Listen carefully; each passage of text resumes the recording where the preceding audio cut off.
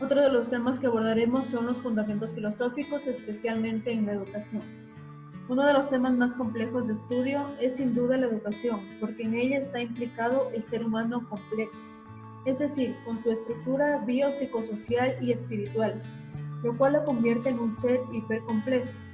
Este hecho obliga a establecer ante todo los fundamentos a partir de los cuales se puede abordar con seriedad científica dicha complejidad como horizonte de precomprensión de la tarea educativa. En efecto, los fundamentos filosóficos en la educación están entendidos como el análisis filosófico y en particular del proceso de enseñanza-aprendizaje que allí tiene lugar, que ofrece un conjunto de instrumentos teórico-prácticos que permite desenvolver la actividad educacional de un modo más consciente, óptimo, eficiente, eficaz y pertinente. Esta comprensión de los fundamentos filosóficos de la educación posee varios presupuestos teórico-metodológicos de partida. El primero de los mismos se refiere a cómo entender a la filosofía misma. Por otra parte, la filosofía estudia las regularidades esenciales de la universalidad de interrelaciones del ser humano con el mundo objetivo y subjetivo, tanto natural como social y mental, integrando así el fenómeno educativo a su campo de análisis de la actividad humana en su conjunto. Los fundamentos tienen que ver con la comprensión de actividades educativas, es decir, con su sentido y su significación profunda, hecho que hace referencia a los fines o propósitos orientadores de la educación, a la satisfacción de necesidades, de aspiraciones, de motivos, de intereses y de condiciones, y el desarrollo de capacidades, de conocimientos y de valores, personales y comunitarios. Y todo esto con el fin de lograr la inserción activa y eficaz de un individuo en la sociedad que le permite la convivencia armónica con sus semejantes. La conducta humana requiere la noción de la conciencia guiada por elementos objetivos, no siempre relacionados o aprendidos. El entorno social, cultural, ambiental determina el desarrollo cognitivo y el sistema simbólico apoya el aprendizaje. En nuestro futuro como docentes se necesita comenzar por prácticas guiadas para adquirir hábitos de percepción y de reconocimiento adecuado, desarrollar mecanismos de anticipación y memoria. Considera el desarrollo integral de la personalidad del educando como producto de su actividad y comunicación en el proceso de enseñanza-aprendizaje en una interacción dialéctica de lo biológico y lo social. El aprendizaje, la enseñanza y el desarrollo están interrelacionados desde los primeros años del niño. Son procesos independientes que se integran en la vida humana. Otra de las temáticas que abordaremos es la nociología estética y ética en las ciencias de la educación. Para comenzar es importante que definamos la palabra nociología. Esta también es llamada la teoría del conocimiento. Es la rama de la filosofía que estudia la naturaleza, el origen y los límites del conocimiento. Así también analizaremos la nociología ética, definiendo ética como la rama de la filosofía que estudia los comportamientos en cuanto pueden ser considerados como buenos o malos. Tiene como centro de atención las acciones humanas y aquellos aspectos de las mismas que se relacionan con el bien, la virtud, el deber, la felicidad y la vida realizada. Lo bueno y lo malo solo son puntos de vista, ya que ninguno de los dos es considerado como una verdad absoluta. Así también analizaremos la relación ética-educación, partiendo de la etimología de educación. Proviene de dos verbos, educare, que es hacer crecer, plantea la idea de nutrir, de llevar a otro un alimento ya sea material o espiritual, y exducere, que significa hacer salir, y está vinculado a la idea de extracción. El proceso va de dentro hacia afuera.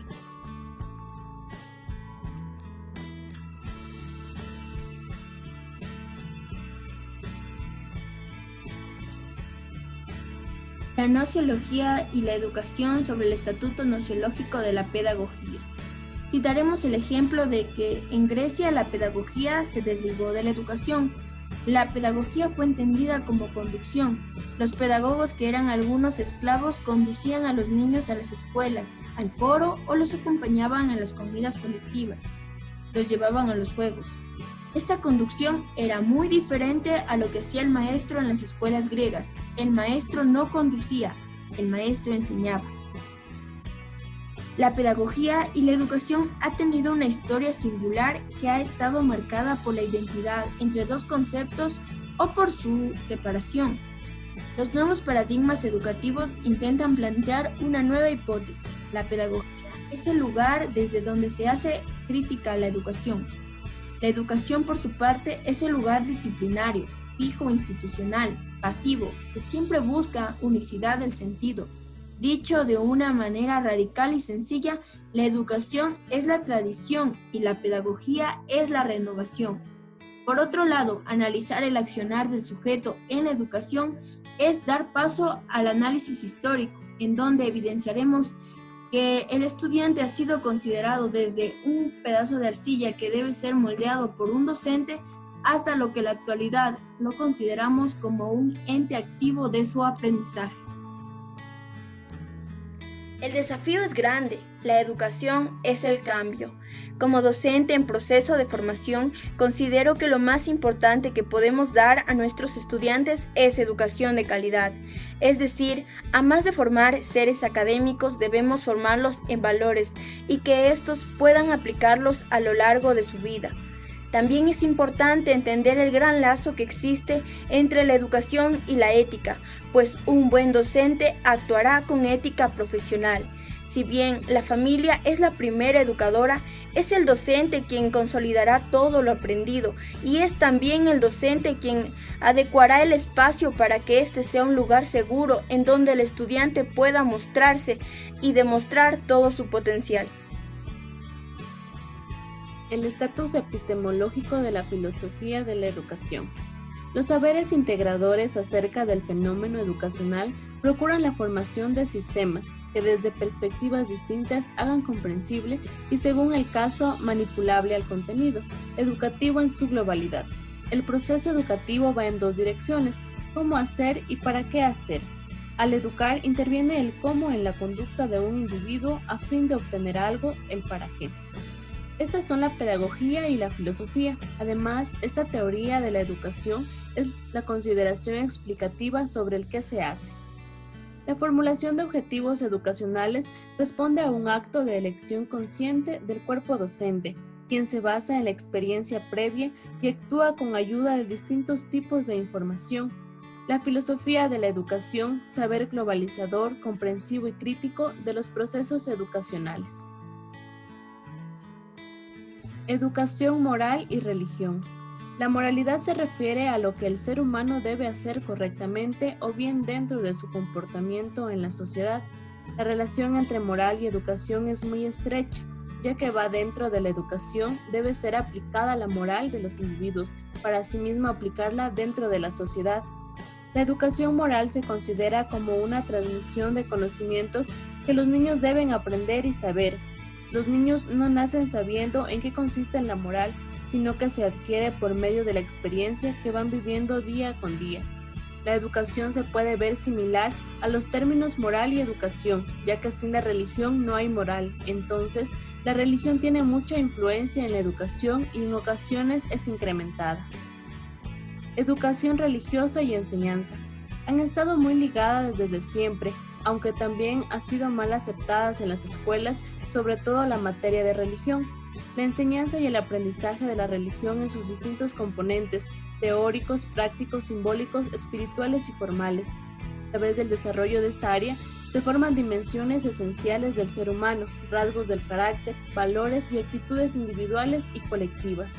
Por ejemplo, en las escuelas religiosas, en las cuales la religión ya es implementada, se podría decir como una materia, dentro de los programas muy personalizados de la institución, aunque se lleva a cabo muy a menudo, ya que, como decíamos anteriormente, la moral viene de la religión y esta es aplicada en las instituciones para una mejor convivencia de los individuos en la sociedad.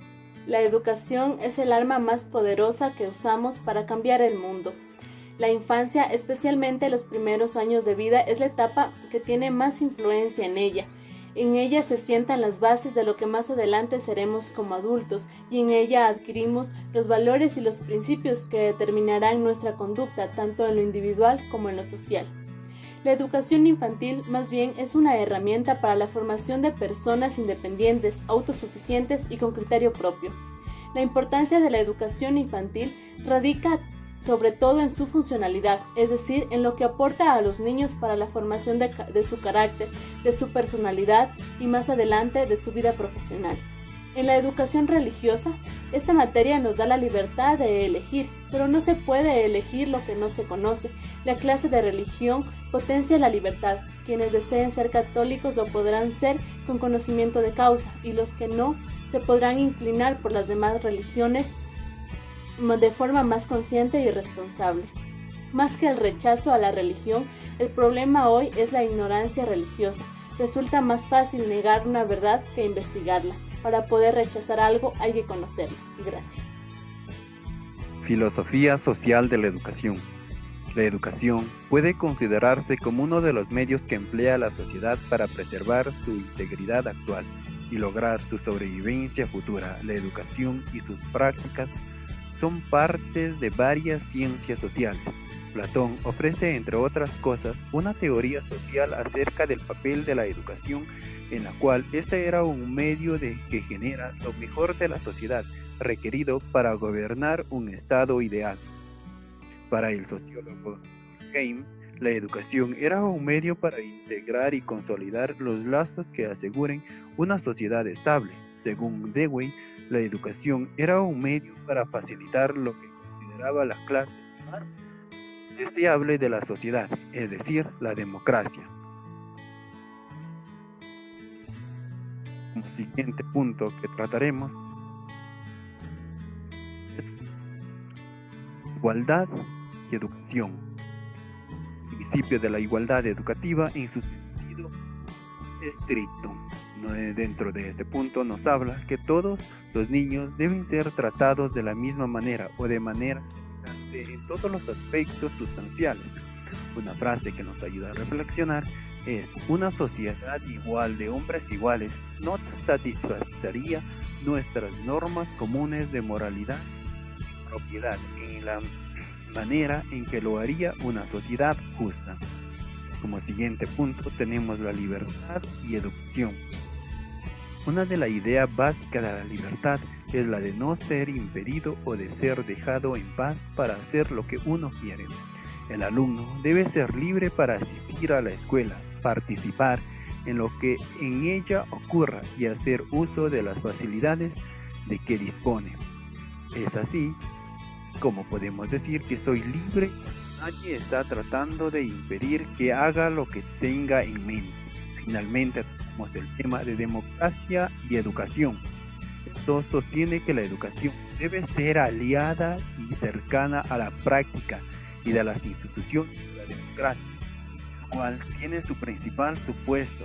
Una democracia con educación no es de interés público, si lo es la democracia. Asimismo, se nos presenta durante esta teoría dos puntos.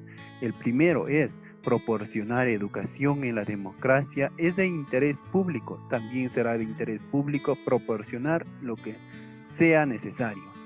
Segundo, una vez garantizada la necesidad de una clase democrática de educación, está en discusión si es apropiado que la proporcionen las escuelas y que la reciban los niños.